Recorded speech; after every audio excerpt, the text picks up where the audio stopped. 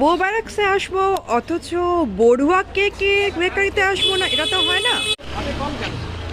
বো ব্যারাক্সে এসে বড়ুয়া কেক বেকারিতে আসবো না, এটা কিন্তু হয় না।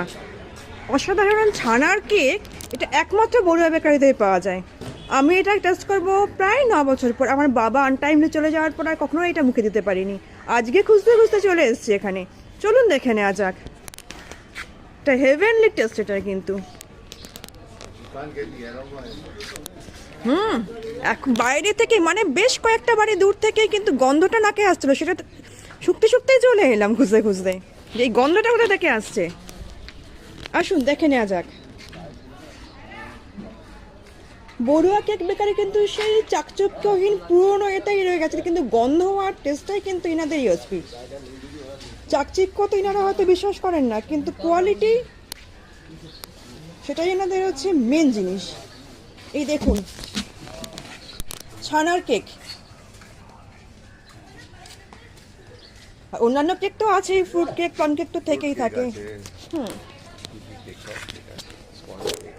হ্যাঁ চলুন দেখে নেওয়া যাক। এখানে সকাল সকাল বানানো শুরু হয়ে গেছে, চলুন দেখে নেওয়া যাক।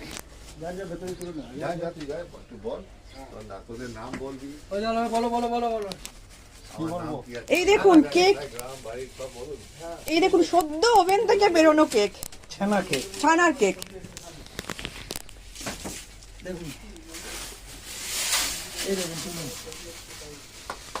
এই দেখুন সদ্য ওভেন থেকে বের খাওয়া ছানার কেক, গন্ধে মমা করছে, ভরা পেটেও খিদে পেয়ে যায়।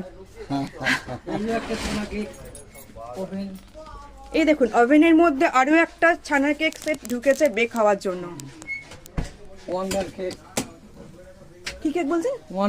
ওয়ালনাট কেক আছে, ওয়ালনাট কেক ওখানে বেক হচ্ছে। চিকেন প্যাটিস এর ওখানে স্টাফিং তৈরি হচ্ছে। আপনার নাম? আপনার নাম? আরিফ মল্লিক। আচ্ছা, উনি হচ্ছেন আরিফ মল্লিক। আপনি এখানে কতদিন ধরে আছেন? 30 বছর ধরে। মানে ওরা দুর্দান্ত একটা এক্সপিরিয়েন্স, মানে ওনার হাত দিয়ে জাদুটা তৈরি হয়। এর আগে আমাদের ছিল পুরনো লোক, তাদের হাতে শিখেছি, মানে পরম্পরায় চলে, দিনের পর দিন চলে আসছে। মানে আপনিও 30 বছর এক্সপিরিয়েন্সটা তো দারুণ একটা এক্সপিরিয়েন্স। 100 বছর আমাদের এই কারখানা। 100 বছর প্রথম থেকে তো এখানেই।